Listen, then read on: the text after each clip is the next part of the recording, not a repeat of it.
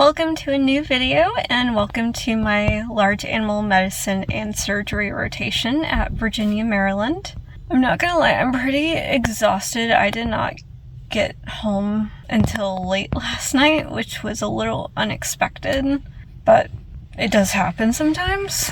It is now 7:30 in the morning and I do have my orientation day today, and then we do start seeing patients as well. So I'm gonna learn about what we do on large animal medicine. And I just realized that I definitely forgot my boots this morning, so we're just going to do what we can in tennis shoes today, which is not really ideal around large animals, but I'm just gonna have to make do and make sure I bring my boots tomorrow. Let's head on in and get this day started. I made it through my first shift of lambs, and honestly today was quite tough. And it wasn't just because of the lack of sleep from last night, because I just finished my ECC rotation at like midnight. I did end up getting 2 patients. I signed up to do a neonate horse, so like a little baby horse, but they're very tricky patients to work on, especially when the mother is there as well. And unfortunately this mare was blind in both eyes, so she was kind of a dangerous animal to begin with. But then when we tried to milk her to give to the baby, she almost stumbled and stepped on us, she almost fell on us, she almost tried to attack us a couple of times, so that was not a fun situation. She cut off our escape routes multiple times, and that makes me very nervous when I'm working with a large animal like that, just like it would be scary for anyone. Then I have another horse who's so sweet, and unfortunately she's very tall, and I'm not that tall myself, so it's pretty difficult for me to hold her head up when we are giving her oral medications, which is what she gets. So I don't know how I'm going to keep maintaining this and doing it by myself eventually. So I think I'm always going to have a technician in there with me just to hold her still and make sure she gets her medication. I'm sure I'll get better at it as time goes on, but today was rough. And I didn't get out until 5, and we didn't even eat lunch until 5. I was supposed to stay for a euthanasia, but they ended up just doing that themselves and sent us home, since we have to be back tomorrow morning at like 5:45 to start doing our morning treatments and doing the assessments and figuring out the plan for the day. I do have an appointment tomorrow, so I am going to have to get ready for that, and I still have to write discharge paperwork for one of my patients for tomorrow, just in case she ends up going home. That's kind of the plan at the moment. It's just been stressful, and we had no idea how to put together medications, because we didn't realize that we were running out of medications until later this afternoon, and our pharmacy at the school closes at like 5.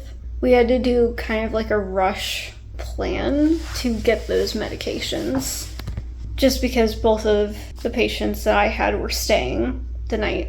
So I had to make sure that they had enough medications to at least get through tomorrow.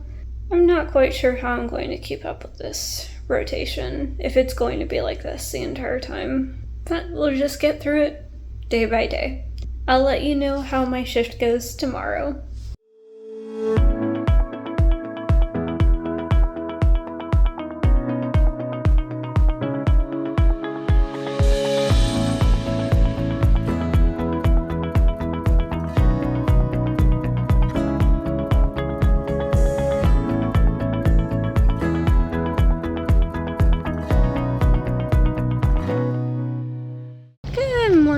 It is Wednesday and I'm here at 5:30 in the morning, but I'm just heading into work now, and I really hope I can do stuff well and better this morning, because yesterday was a scramble. I really just did not know what they wanted us to do yesterday, and apparently we did the paperwork wrong. I'm hoping today goes better now that we kind of know what we're supposed to be doing. Let's head in and get this day started. I did end up getting slightly injured yesterday by the blind mare, but thankfully it wasn't too bad. But I am pretty sore, I'm pretty bruised. I'm hoping this morning goes better and I can get one or both of my patients gone today. And I did prepare for my case last night. It's going to be an EPM horse, which is equine protozoal myeloencephalitis, I believe, but I'll put what that means up on the screen now so you can see it. But I feel like I'm ready for the case. That case is going to be here around 10. We'll see if I even get to touch the patient because it's a neurological problem. So they don't really like us dealing with the neurological cases because easier risk of getting hurt. I'll see how much they let me do. I at least read up on it, so I feel like I'm a little bit more prepared to answer questions today. I'm gonna head in and get this day started. Good morning. It is Thursday. I'm so sorry that this vlog is all over the place. Just really haven't found the time to really sit down and talk to you guys when I'm at home. Just because I'm getting home like later and later. Yesterday was good though. I did send one of my horses home just because they had fully recovered from what they had, and it was definitely time. But I still have my little baby horse and they should be going home today. But I definitely could have another patient starting tomorrow just because we did have an emergency colic surgery yesterday. That horse may end up coming to me. I'm not too sure. But today is actually my first 24-hour on-call. So I have to work today and I have to work tomorrow, but I can be called from 5 p.m. until 8 a.m. tomorrow morning. So even though I do come pretty early in the morning, I could be called away for an emergency. I'm gonna go head in. It's around like 6:20 now. I came in a little later today because I just have the one patient and she doesn't need too much blood work today. So I figure I would let myself sleep in a little bit more just in case I am up for the next 24 hours. I did pack a special bag. It is officially Friday night and I made it through my first week of large animal medicine and surgery. And I think the last time that I talked to the vlog was either Wednesday morning or Thursday morning. So just to recap Thursday, I was just taking care of my little foal and she was supposed to go home that day. However, we talked to the owners and decided to keep her for an additional 2 days just to make sure that she was doing well. And honestly, I'm glad that the owners agreed to keep her hospitalized with us because this morning, unfortunately, she did have a fever. She didn't look that great this morning, like she wasn't as bright and alert as she has been with me. Typically she jumps right up as soon as someone enters the stall, and today she was laying down for most of the physical exam that I performed on her. But once I did actually get her up, she was being her spunky self. Unfortunately, she kept on having a fever though, so we were trying to figure out why she was still having a fever after being on antibiotics for the past couple of days.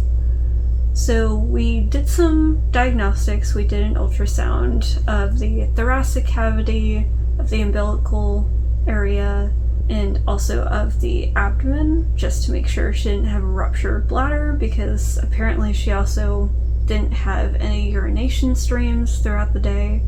However, since we are putting her in with the mare, we think it might be counted for the mare's urination instead. So we're not quite sure, but ultrasound looked pretty good with the thoracic cavity and the abdominal cavity. However, for the umbilical, that's where we think the infection is coming from, because the artery, vein, and stump of the umbilicus is enlarged, and we think what may have happened is that she got her umbilical cord infected, and then it went to her bloodstream that caused this massive inflammation and infection. So we are treating her with different antibiotics now, because what we were doing, it was working a little bit, but it wasn't enough. So we chose some different medications that culture and sensitivity tests showed us that it was more sensitive to. She is scheduled to go home tomorrow, so I am keeping my fingers crossed that that does happen, so she can go home and grow and be her baby horse self, and then mom could feel more comfortable at home as well. The rest of today, I didn't do that much. I did see how to place a nasogastric tube in a horse, and I actually got to see a nosebleed in a horse as well. So unfortunately, that is a risk of placing a nasogastric tube, especially if the horse will not cooperate and is moving around. Sometimes you can hit the ethmoid turbinates in the nose, and it can cause a nosebleed. I just kind of wanted to reflect on this week. I am trying not to be too hard on myself with the fact that I didn't get much footage for this video throughout the week, and that I've just been so exhausted. I've never felt this drained in any other rotation, because it is very long hours. I am getting up at 4:30 in the morning to go and do my 7 a.m. treatments, because I have to be prepared to round on my patients at 8 or 8:30 in the morning. So you have to do your physical exam, all the treatments, feed, clean out the water, and do all of that stuff, collect blood if you need it. It's very time consuming, because you do not want to push these horses if they are not ready for you to do something. So it's always nice to go kind of slow with them. At least in my opinion, I'm more comfortable with going slow, just to make sure that they are comfortable enough for me to do my full physical exam to the best of my ability, so they can get the best care throughout the day. Thankfully, I really only had 2 patients this week, but it still felt like a lot because I'm still learning how to do the medical records. But I think I'm starting to get the hang of it, and I'm just trying not to be too hard on myself. I came home today and just felt like I had failed this week, even though I really didn't. I feel like I'm getting good feedback from my clinicians, so I'm trying not to be too hard on myself. But it's also the fact that I am now off for the next 4 days, because I am actually traveling to Michigan next week for my best friend's wedding. So I wanted to have this weekend off to prepare for my trip. All of that footage is going to be in next week's video, so if you do want to see that, definitely subscribe to the channel. That will be my 4th state this year that I'm traveling to, and I have a couple more states to go to within the next couple months. I feel bad, even though I know I shouldn't feel bad, because I have been working a lot of hours pretty much every single weekend. It is nice to have a weekend off, and I'm really glad that I got this one off so I can prepare for my trip, but this means that my colleague is now taking over my case. So I had to make sure that all the medications were put in, that the medical record was completed before I left today, just to make sure she doesn't have to do as much tomorrow morning besides a physical exam on my filly before she takes care of her patient. But I will be paying her back on my last week of large animal medicine and surgery, because she'll be out of town. So I will be taking over her patients that weekend. So it kind of works out, but I'm still feeling a little guilty because I'm the only one, I feel like, that is getting a 4-day break. But I kind of need it because I am exhausted from my previous rotation still, which was emergency and critical care in small animals.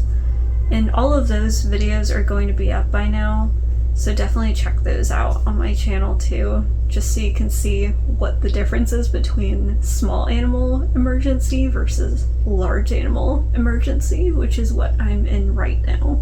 As soon as I get back from my trip to Michigan, I am switching to surgery. So this entire week I was on medicine. Next week is going to be the real challenge. If you do want to watch that, please subscribe to the channel. And if you did like this video, it would really mean a lot if you could give it a like or leave a comment down below. It really does help my channel out. And if you do have any recommendations on what you would like to see during my clinical year here at Virginia, Maryland, please let me know that as well. I do hope you all have a wonderful day, and I will see you next time.